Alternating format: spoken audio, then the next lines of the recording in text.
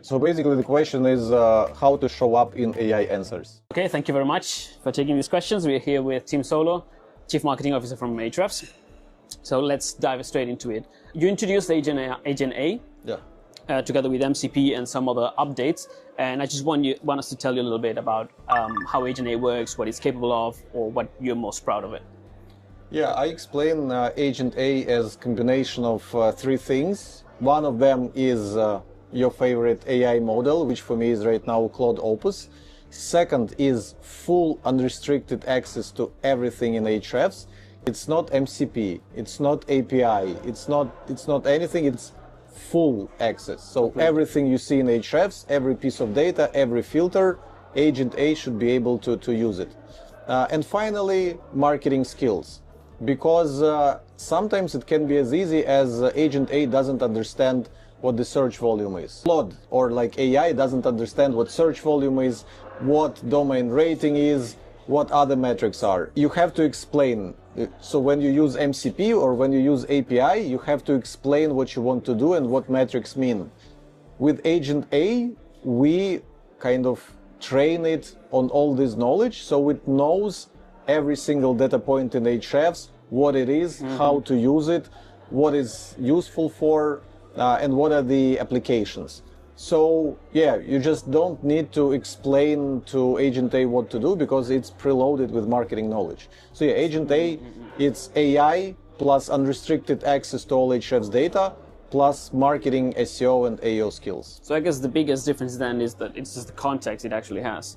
Because it has all the marketing that you've been feeding into it, right? Whereas Claude and other AI models are set up differently. They might have this kind of knowledge, but they're not that either niche or they do not have the specific knowledge about Ahrefs, about how to leverage things that Agent AI has. So you kind of can create a similar agent yourself by using Claude Code, by using API of Ahrefs, or maybe some other similar tool, but then you'll have to spend a lot of time training it. And are you actually sure that the way you're training it is the best way? Or maybe you allow kind of professionals to do it. We know Ahrefs, our own team knows Ahrefs better than anyone else. I think it's hard to argue with it. So, and we train AI to use our tool for you. Plus, the more people would be using our agent and giving us feedback where agent does something wrong, we fix it. But when you're working with your AI one-on-one, we cannot fix those problems for you. So this is the only difference as well would be that there's a lot of people that use their own agents, that they feed them their own knowledge. But if you do that, they're missing out on all the people that it's giving feedback rounds as well to you. And you're applying it way quicker, more efficiently, and on a high, let's say, a big scope. Exactly. Plus, you can still apply your own knowledge to Agent A. So it would have skills created by our marketing team, but you can also create your own skills that would override ours. So in case you don't like how we structure a certain skill, you can ask Agent, no, from now on, don't do it like this, don't do it, use it my way. And it would be customized for you. So that would be skills created by Ahrefs team that come kind of out of the box, but you can override them. Similar way, because Agent A is kind of coding agent, it can create applications for you, it can create reports, dashboards, and even applications. It would come preloaded with some of the reports and applications created by our team. So you're not starting from a blank page, you're not starting from scratch. You see a lot of things that our team has created for you, and then you can customize it for yourself. So you got a base to build upon. Yeah, exactly. So basically, we can summarize that in a way, if you use Agent A, you can leverage all the knowledge of Ahrefs without ever touching the dashboard again, in a way. Yeah, in a way, yeah. Okay, that's very nice. Give it a shot. Appreciate it.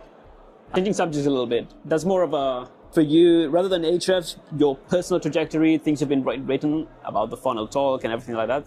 I think that's 2024 still. So for the first question, I want to say, I believe you had a podcast in Empire Flippers on January, and you mentioned that business owners are massively overcomplicating what visibility means today. And that creating content purely for AI is a mistake. So I wanted to know your advice. If there was a founder, someone starting a new business, being an e-commerce, being whatever, what should they stop worrying about, and what should they actually pay attention to, especially visibility?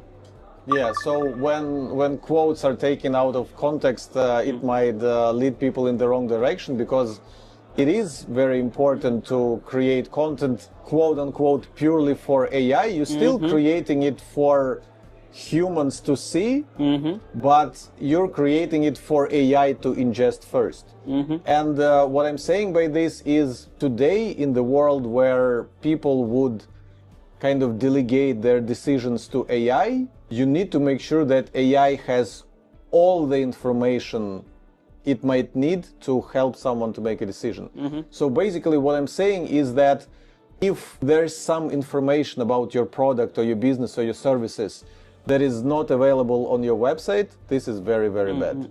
And right now, with all the AI systems, it gets super easy to put your information online.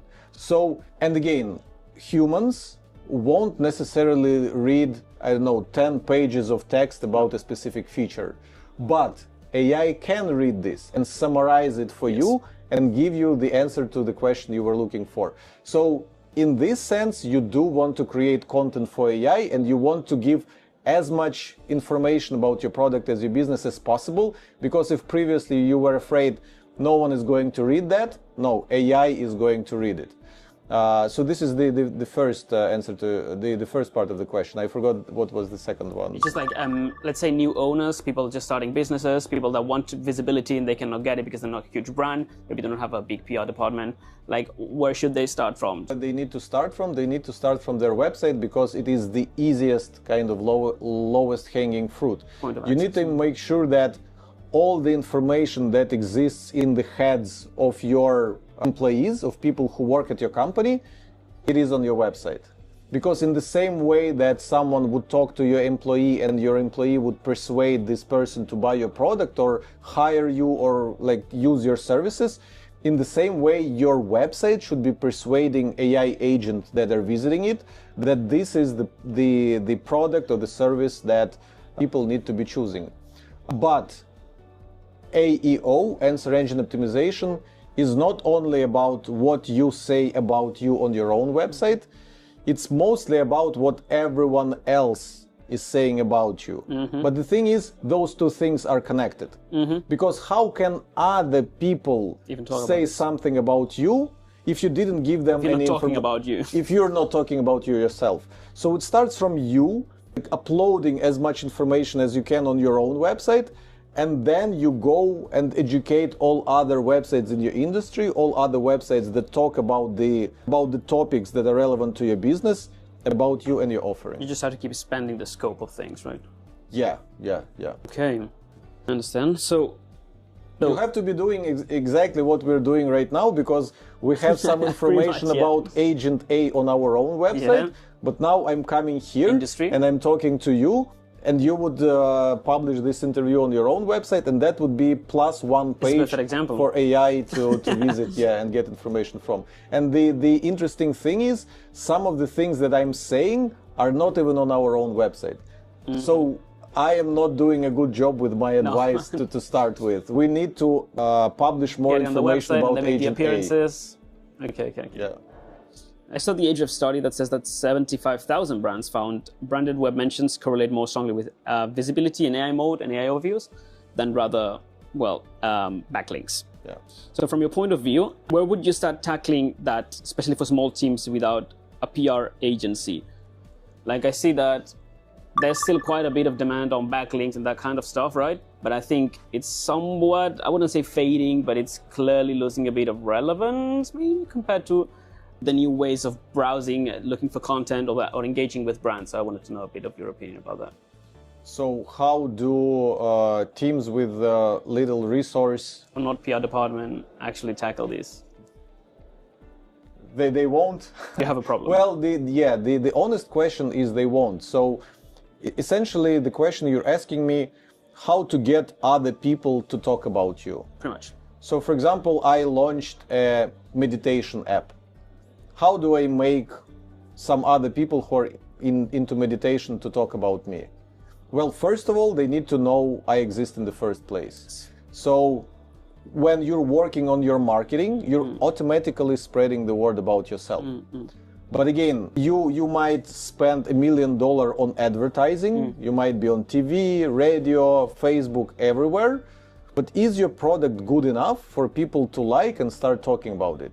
So it's not necessarily even on the marketer's shoulders to get those mentions. Is the product deserving of people to talk about it? We're getting too much philosophical into Then we get into business potential. Kind of, but yeah, this is the philosophy of marketing. Marketing is not just on the shoulders of marketers; it also how good the product is. Do people genuinely like it? And then the way to get those mentions, to get other sites talk about you, you need to invest either time or money. So money is when you hire an agency and they start reaching out to websites, they start showing the product, and they start negotiating what would it take to talk about my product on your website. Sometimes they would do it for free, sometimes they would do it in exchange for a free access to the product, sometimes they would ask money for it. So either an agency would do it for you, or you yourself would start sending emails to different websites and saying, oh, I noticed you are doing reviews of meditation apps. Why don't you do a review of my meditation app? And this is exactly what I was personally doing in the first 2 years since I joined Ahrefs. Every time I saw someone published an article about SEO, outreach, and there was no mention of Ahrefs, I would send them an email and say, you're writing about SEO? Have you tried Ahrefs? And it wasn't even a strategy to get mentions.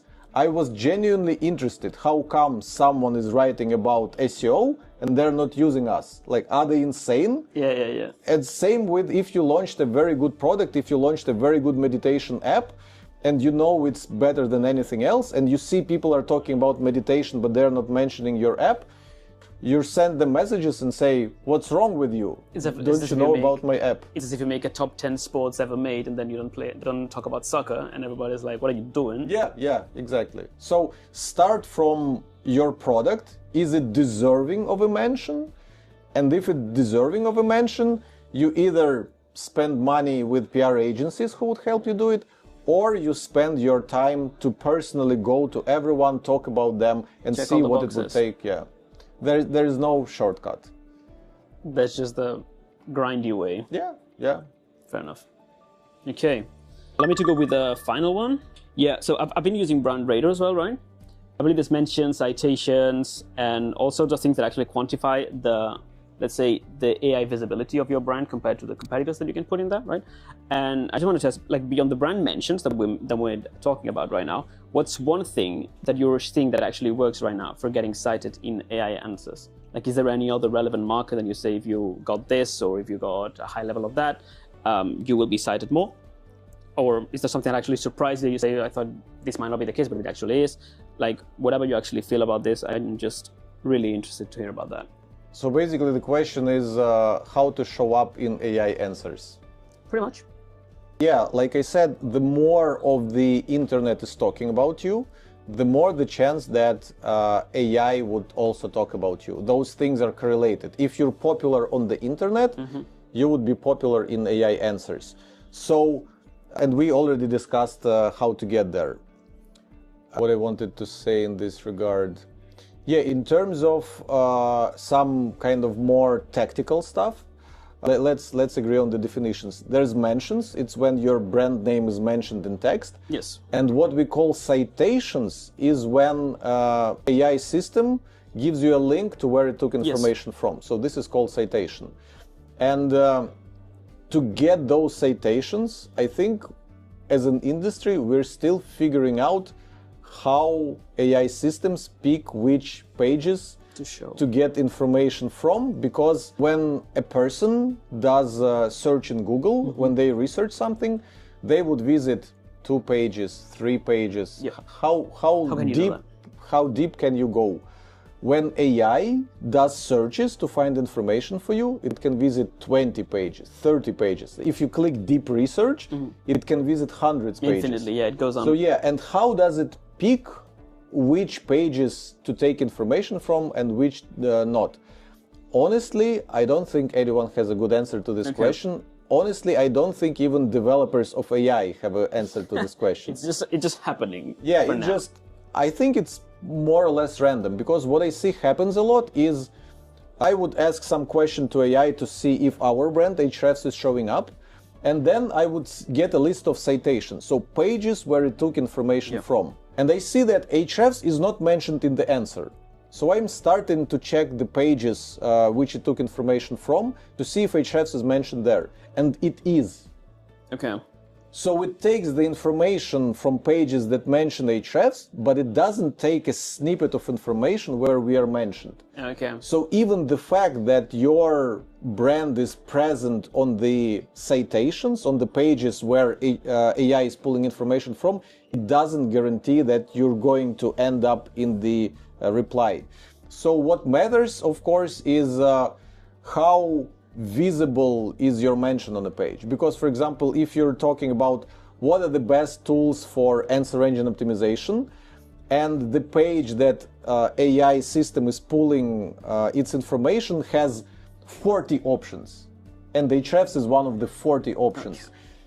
What are the chances that Ahrefs would appear? Only if Ahrefs is in top 3 and has a bigger block, and maybe has more favorable mention that this is the best of the 40. So if the page would say that, maybe it would increase the likelihood. And then again, I don't remember where, but I think I saw some research that whenever AI takes information from long pages, it might not read them till the end. I read that as well. Because think about it, if AI needs to process 100 pages to give you an answer to this question, limited resources. Yeah, it has like limited context window, and it also needs to limit how much of these tokens, how much money essentially it's going to spend on answering your question. Wasting energy at the end of the day. So I don't think there's formula like your citation should be here, it should look like this, I don't think it's the case. It has a bit of a random component. Yeah, I think what you need to go for is breadth. So the more different websites mention you and talk about you favorably, the higher the likelihood that you're going to get. There's not a winner formula. Just try to do it as widespread as you can and just be everywhere as much as you can. And what I also like to say about kind of SEO and marketing in general is that oftentimes digital marketing and SEO is a reflection of a real world. So for example, let's take a toothpaste. If there's an especially popular toothpaste, Colgate, is it popular in Japan? If everyone knows Colgate and you launch a new brand that no one has heard about, how can you expect AI to recommend your brand if people don't know it, if people don't talk about it? So basically you're trying to cheat the world. You're cheating your way in. You're cheating because you're not the most popular. Why should you be recommended? Yeah. If you're not popular, why should you be popular in AI? So the strategies to appear in AI are the same strategies to make yourself popular offline and online. Discouraging if you're the underdog, but it is what it is. No. If you're an underdog, you need to figure out your marketing strategy of how to get yourself popular. A few years ago, again, Liquid Death. Have you heard about this brand of water? A few years ago, no one heard that Liquid Death exists. But with the smart marketing strategy, they made themselves popular. If you ask AI about like what water should I drink, it would probably say tap water. But like if you ask AI something like I'm opening a bar, which are some cool water brands that I should have in stock in my brand? Actually, they're just happening lately in Japan. In all the convenience stores, a new sort of energy drink actually popped up, and they must have paid a ridiculous amount of money because it's in every single chain. In a very important spot. So it's just one way that they're just promoting in Japan that that it's not online. It's physical, and that everybody goes by convenience stores. So it's just one spot that you're gonna get this exposure. I don't like when people in the SEO or digital marketing are looking for hacks, because typically something might indeed work. Like recently we saw listicles worked very well. If you create a lot of best productivity apps and you put this article on a lot of websites and you list your app as the best, AI systems would crawl those pages and display your app as the best ones. But I believe this doesn't work anymore. It worked for like 5 months. Yeah, exactly. And then that's it. So if you're constantly looking for the next trick, and once the trick stops working, you scramble to get the next one, I think it's a losing strategy. What you need to focus on is the fundamentals. How to create better product and how to... It's fundamental marketing. Fundamental marketing, exactly. And how do I let all the people in the industry know about my product? So no hacks, no tricks, just fundamental marketing. So it's just that there's this kind of, well, this is AI fever where people want to just write a piece of content saying, hey, I figured it out. This is how you rank on AIs, right? Yeah. And everybody's saying the same freshness, just, this might have some part of truth, which is like, AI might actually just scan the top of your page, or just like half of it. So just put your answers on top, you know, or like just bullet points with scannable. Just like people just try to make these quick hacks about how to do it. And it might work for 3, 4, 5 months, but what next? You're gonna get left behind. Yeah, if you want to build a company for 5 years, 10 years, you need to use strategies that would stay relevant for 10 years. And those are the fundamental strategies. Okay. And yeah, the way how, because I'm talking about fundamentals, like let's forget about all these tactics. Tactics matter because a tool like Brand Radar, when you see the citations, when you see where AI answers are pulling information from, this gives you websites to reach out to and talk to. So this is very tactical. You go to these specific websites because you know that AI is citing them. But then again, AI is citing them today. If you ask ChatGPT tomorrow, would it pull information from the same pages? Because if it recrawls it, you never know. If it recrawls it, or maybe someone would create a new page.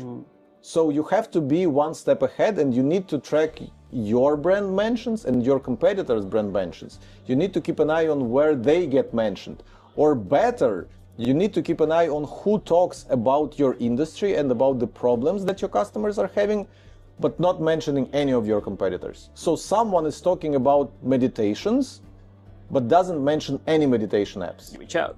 You reach out and you can be the first app that they like partner with, they become affiliate for, or a brand ambassador for.